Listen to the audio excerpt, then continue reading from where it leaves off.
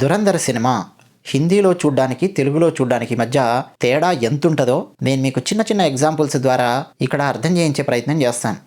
నా ప్రిఫరెన్స్ అయితే హిందీ అండి, తెలుగు కాదు. కానీ పాపం హిందీ అర్థం కానటువంటి వాళ్ళు, అందులో కూడా అది పాకిస్తాను ఉర్దూ ఉంటుంది, అర్థం కానటువంటి వాళ్ళు తెలుగులో చూడడానికి ప్రిఫర్ చేస్తారు. నేను అర్థం చేసుకోగలను. కానీ తేడా ఎంత ఉంటుందో నేను మీకు చెప్తున్నాను. కింగ్ సినిమాలో సెకండ్ హాఫ్లో ట్విస్ట్ రివీల్ అయిన తర్వాత చంద్రమోహన్ గారు చెప్పే డైలాగ్ ఉంటుంది, నాగార్జున గారి కింగ్ సినిమా. ఏంటంటే, కింగ్ను చంపడం కష్టమే కాదు, అసాధ్యం కూడా అంటాడు. అది ఎంత తేలికగా ఉంటుందంటే డైలాగు బరువు లేని డైలాగ్ లాగా ఉంటుంది. ఎందుకని ఆ డైలాగును అమితాబ్ బచ్చన్ గారి డాన్ సినిమా నుంచి తీశారు. డాన్ సినిమాలో డైలాగ్ ఏంటి? హిందీ డాన్ కో పకడ్నా ముష్కిల్ హీ నహీ నముమ్కిన్ హై, ఇది డైలాగ్. అది అసలు బుల్లెట్ పేలినట్టు పేలుతుంది డైలాగ్ డాన్ సినిమాలో. బరువు అంత ఉంటుంది డైలాగ్కి. సేమ్ డైలాగు తెలుగులోకి అనువాదం చేసి కింగ్ సినిమాలో అక్కడ వాడేసరికి నటుడు చాలా అద్భుతమైన నటుడు చంద్రమోహన్ గారు, కానీ డైలాగ్ చాలా తేలికగా ఉంది. సేమ్ సమస్య మీరు దురంధర్లో గమనించవచ్చు. దురంధర్ 1 ఇప్పటికే మీరు నెట్ఫ్లిక్స్లో చాలామంది చూసింటారు, మన తెలుగు వాళ్ళు తెలుగులో చూసిండొచ్చు, అలాగే హిందీలో కొంతమంది చూసిన వాళ్ళు ఉంటారు. అన్నట్టు మీలో ఎవరైనా హిందీ తెలుగు 2 భాషల్లో చూసిన వాళ్ళు ఉన్నారా? కామెంట్ సెక్షన్లో రాయండి. అసలు మీరు ఏ భాషలో చూశారు first part of the Dhurandhar, తెలుగా హిందీయా? దురంధర్ విషయానికి వస్తే దురంధర్ 1లోను 2లోనూ ఉన్న ఒక డైలాగ్ ఉంటుంది, ఘాయల్ హూ ఇసిలియే ఘాతక్ హూ. ఇది డైలాగ్, ఘాయల్ హూ ఇసిలియే ఘాతక్ హూ. సూపర్ ఉంటుంది డైలాగ్. అది వచ్చే టైమింగ్ కానీ పడే ప్రాస కానీ ఘాయల్ ఘాతక్ అద్భుతంగా ఉంటుంది. తెలుగులో అదే డైలాగ్ను ఏమని అనువాదం చేశారో తెలుసా? గాయపడ్డాను అందుకే ప్రమాదకారినయ్యాను. ఇది డైలాగ్. అసలు ప్రాస ఎగిరిపోయింది, డైలాగు తేలికైపోయింది. ఇన్ఫర్మేషన్ చెప్తున్నట్టుంది, గాయపడ్డాను అందుకే ప్రమాదకారిని అయ్యాను అని. నవల భాషలాగా ఉంది, ఇన్ఫర్మేషన్ ఇస్తున్నట్టుంది, కానీ తన ఫీలింగ్ ఒక ఇంటెన్సిటీతో డైలాగ్ రూపంలో చెప్తున్నట్టు లేదు. సో మీకు ఏమవుతుంది తెలుగులో చూస్తూ ఉన్నప్పుడు? హిందీలో పడేంతటి ఇంపాక్ట్, హిందీలో కనెక్ట్ అయ్యేంతటి ఇంపాక్ట్ మీకు తెలుగులో చూస్తున్నప్పుడు ఆ ఇంపాక్ట్ అంత ఆ రేంజ్లో కనెక్ట్ అవ్వదు. అదే సమస్య. ఈవెన్ మాధవన్ గారు, అదే అజయ్ సన్యాల్ పాత్ర పార్ట్ 2లో కూడా రణ్వీర్ సింగ్ని మోటివేట్ చేసేటప్పుడు సేమ్ డైలాగు చెప్తారు, తూ గాయల్ హై ఇసిలియే ఘాతక్ హై అనే డైలాగు సేమ్ తెలుగులో మార్చేటప్పుడు నువ్వు గాయపడ్డావు అందుకే ప్రమాదకారి అవుతావు. ఇవి చాలా తేలికగా అనిపిస్తుంది. అలాగే ఇంకో డైలాగ్ చెప్తా, సేమ్ దురంధర్లో అన్నట్టు మీకు నెట్ఫ్లిక్స్లో తెలుగులో చూసింటే అసలు పూర్తిగా లేపేశారు ఆ డైలాగ్, ఆ సీన్ లేపేశారు. ఎస్పీ అస్సలం చౌదరి, అదే మన సంజయ్ దత్, పార్ట్ 1లో అక్షయ్ ఖన్నాని అరెస్ట్ చేసి ఆ వ్యాన్లో తీసుకెళ్తూ ఉన్నప్పుడు అక్షయ్ ఖన్నా ఏదో గురకాయించి ఏదో చూస్తుంటాడు. డాన్ కదండి అక్షయ్ ఖన్నా. చూస్తుంటే సంజయ్ దత్ పాత్ర ఎలా ఉంది? చెంచా పాత్ర కాదు అది. ఎంత పెద్ద డాన్ అయినా ఏంద్రా నా అక్కడ కొంచెం మూతి మీద పడేలు మరి 2 పీకుతాడు. రక్తం అప్పటికే బయటకు వచ్చి సంజయ్ దత్ షర్ట్ మీద పడి ఉంటుంది. అప్పుడు సంజయ్ దత్ చెప్పే డైలాగు మేరే కమీజ్ పే తెర ఖూన్ అని చెప్పి అంటాడు. అనగానే అక్షయ్ ఖన్నా రెహమాన్ డెకాయిట్ కదా, రెహమాన్ డెకాయిట్ కా ఖూన్ హై ఎస్పీ సాబ్ తమీజ్ సే బహానా అంటాడు. ఫట్ ఫట్ డైలాగ్కి డైలాగు కమీజ్ అంటే కమీజ్ పే ఖూన్ తమీజ్ సే బహానా.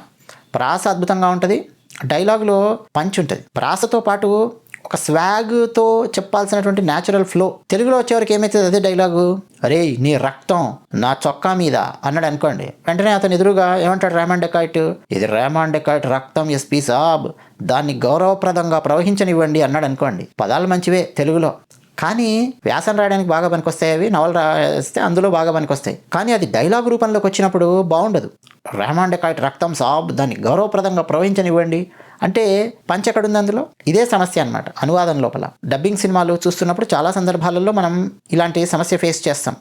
అలాగే మీరు పార్ట్ 1లో రెహమాన్ డెకాయిట్కి ది హుయి మౌత్ బడి కసాయినుమా అవుతీ హై, ఆ డైలాగ్ ఎంత స్వాగ్తో చెప్తాడు అక్షయ్ ఖన్నా. ఫేషియల్ ఎక్స్ప్రెషన్స్ అవన్నీ ఆ ఖనాని బ్రదర్స్కు వాళ్ళందరికీ తన గురించి వార్నింగ్ ఇస్తూ చెప్పేటటువంటి డైలాగ్. రెహమాన్ డెకాయిట్కి ది హుయి మౌత్ బడి కసాయినుమా అవుతీ హై. సేమ్ దాన్ని తెలుగులోకి అనువాదం చేసినప్పుడు ఎలా వచ్చింది చెప్పండి?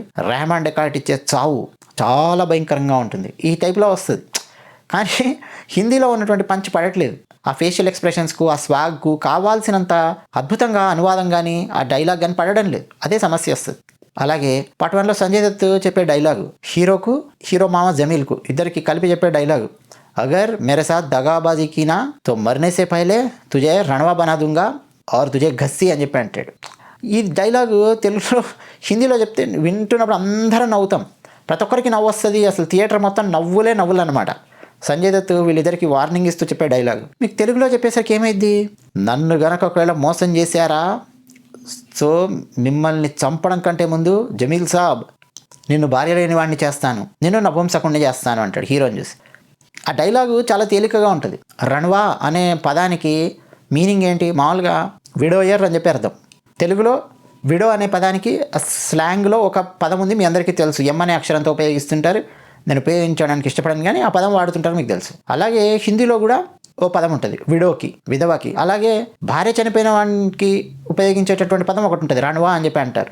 అంటే అక్కడ ఏంటి, నిన్ను చంపడం కంటే ముందు నీ భార్యను కూడా చంపేస్తాను అన్న మీనింగ్ వస్తుంది, లిటరల్ మీనింగ్ తీసుకుంటే. కానీ అంత అవసరం లేదు, తిట్టులాగా అనమాట. తో మరణే సే పహలే తుజే రణవా బనా దూంగా ఆర్ తుజే ఘస్సీ అంటాడు, నేను నపుంసకుండా చేస్తాను అన్నట్టుగా అనువాదం చేస్తే ఆ పదం వెయిటేజ్ తగ్గుతుంది.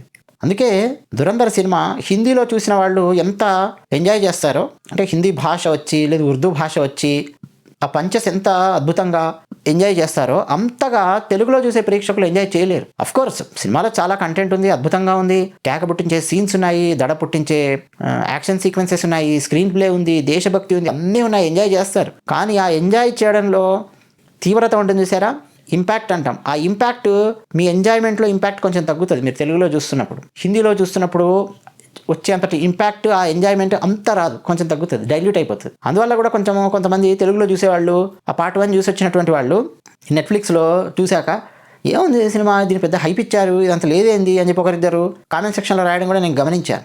అసలు విషయం ఏంటంటే దాని ఇంపాక్ట్ ఎంత ఉంది, దాని వెయిట్ ఎంత ఉంది అనేది కరెక్ట్ వెయిట్ వీళ్ళకి తెలియట్లా, అది సమస్య. అందుకే అండి ఆదిత్యధర్ ఫస్ట్ ధురంధర్ సినిమాను తెలుగు, తమిళ, కన్నడ ఇట్లా రకరకాల భాషలలో విడుదల చేయడానికి అతను ఇష్టపడలేదు. హిందీ భాషలో తీసాం మనము, అఫ్కోర్స్ పాకిస్తానీ ఉర్దూ ఉంటుంది, హిందీ ఉంటుంది, మనం ఇందులోనే రిలీజ్ చేద్దాం. వేరే భాషల్లో రిలీజ్ చేస్తే అనువాదం చేయించాలి, మళ్ళీ అది పదాలు తేలికైపోయి రకరకాల సమస్యలు వస్తాయి.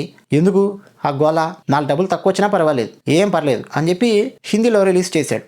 ఆ తర్వాత అది హిట్ అయినటువంటి విధానము ఇక తెలుగు ప్రేక్షకులు, తమిళ ప్రేక్షకులు, కన్నడ, చాలామంది వివిధ భాషలకు చెందినటువంటి వాళ్ళు, మలయాళం వాళ్ళు మా భాషలో రిలీజ్ చేయి, మేమేం పాపం చేశామరా, మాకు హిందీ రాదురా, ఒరే మేమేం పాపం చేసామరా, మా భాషలో రిలీజ్ చేయరా అని చెప్పి సోషల్ మీడియా నిండా మెసేజెస్, కోట్లాది మెసేజెస్ దర్శనమిచ్చేసరికి సరే ఓకే పార్ట్ 2ను వేరే భాషల్లో కూడా ప్లాన్ చేద్దాంలే అని చెప్పి అనుకున్నాడు.